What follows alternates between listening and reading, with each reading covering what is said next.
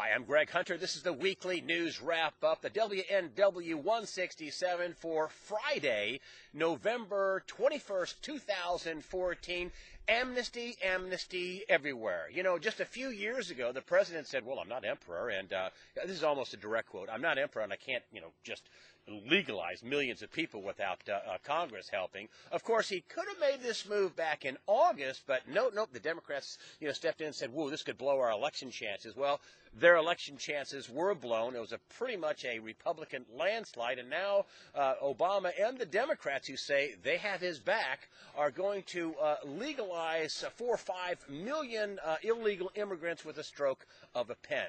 Now, Obama and also Bill Clinton, they both say, oh, I have the legal grounds, I'm on good legal standing, even though the president said a few years ago he could not act without Congress. He was not emperor. So I guess you might as well start calling him Emperor Obama, who's going to, by a stroke of his pen, going to change immigration law and legalize millions of illegal immigrants. I have a lot of questions. What do you say to African-American youth who have, 25 to 35, depending where the cutoff is, unemployment rate? In Chicago, some youth up there, depending on the cutoff, 90% unemployment rate, no jobs. And you're going to legalize millions of illegal immigrants in an already tight job market with nearly 93 million people no longer looking for work? I don't know how you sell that. It wasn't a good idea before the election in November, and I guess it's turned into a good idea now. You know what I think?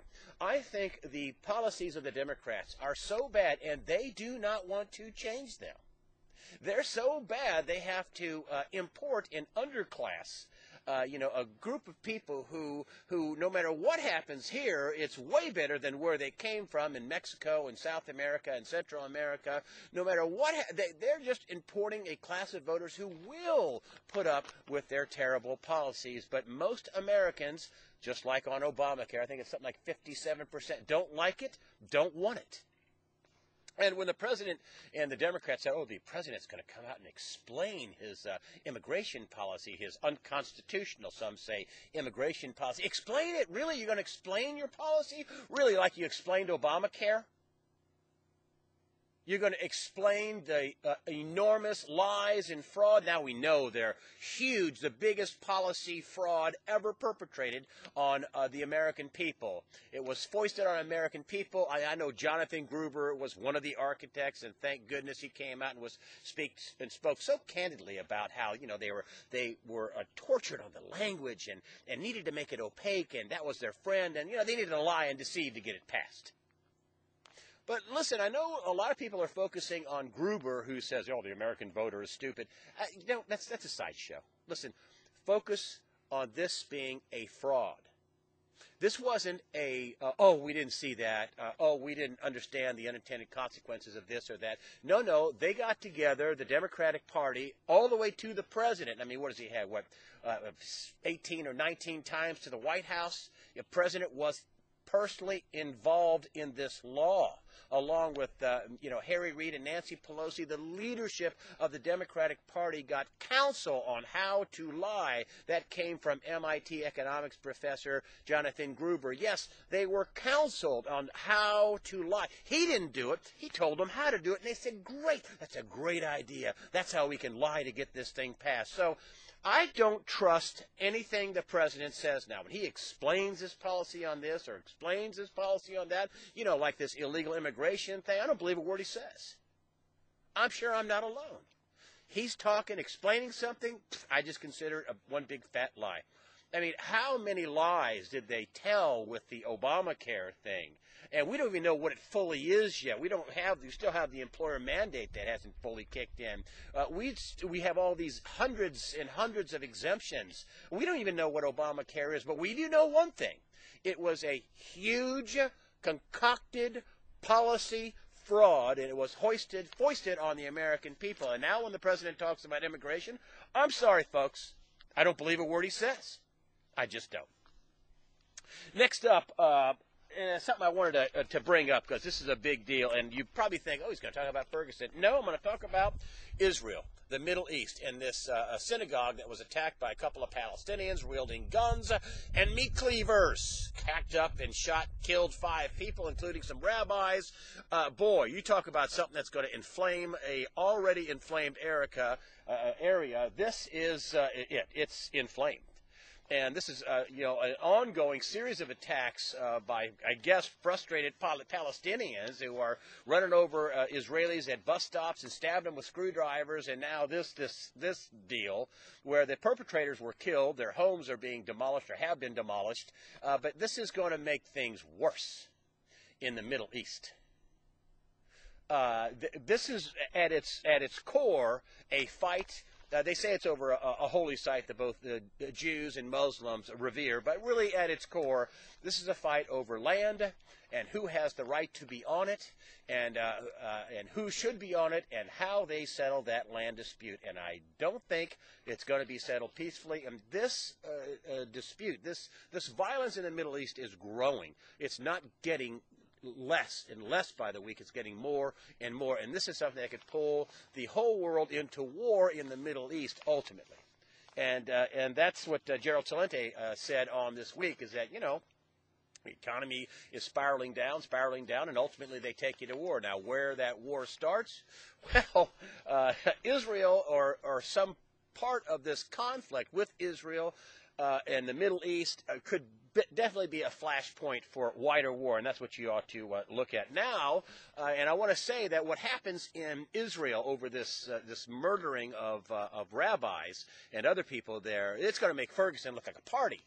But we all know that, when the Justice Department a few weeks ago said that, they weren't going to pursue civil rights charges against Officer Wilson for the shooting death of Michael Brown, we know that was a big tip-off. Here was another tip-off. This is the St. Louis Post-Dispatch on Tuesday. State of emergency. The governor called a state of emergency, brought in National Guard troops.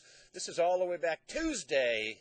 And so you pretty much knew there weren't going to be any charges, at least by the grand jury, on Officer Wilson on this shooting death. The local people here, the local press, cover this way better than the national. This is a big story here. I mean, this has been a front-page story here for weeks and weeks.